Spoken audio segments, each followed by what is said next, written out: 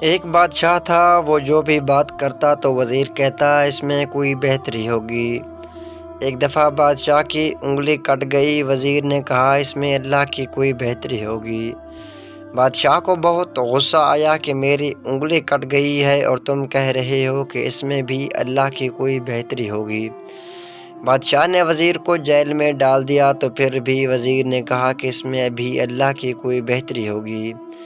بادشاہ کو بڑا غصہ آیا۔ ایک روز بادشاہ شکار کرنے لیے اپنے علاقے سے دور نکل گیا اور جنگل میں ایسے علاقے میں چلا گیا جہاں پر ایسے لوگ رہتے تھے کہ وہ لوگ سال میں ایک آدمی کی قربانی دیتے تھے۔ انہوں نے بادشاہ کو پکڑ لیا۔ جب اس کو ذبح کرنے لگے تو انہوں نے دیکھا بادشاہ کی انگلی کٹی ہوئی ہے۔ انہوں نے بادشاہ کو چھوڑ دیا کہ ہم ایسے شخص کو قربان نہیں کرتے جو عیبدار ہو۔ اس وجہ سے انہوں نے بادشاہ کو چھوڑ دیا۔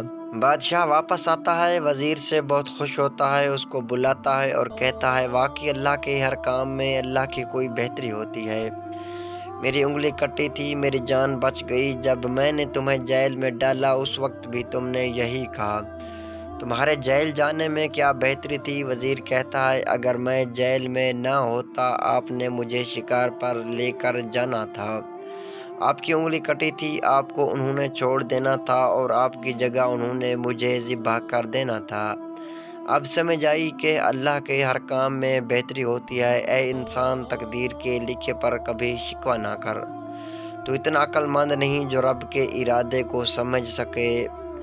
پوسٹ پسند آئے تو اپنے دوستوں کے ساتھ شیئر ضرور کرنا، ویڈیو کو لائک اور چینل کو سبسکرائب بھی ضرور کرنا۔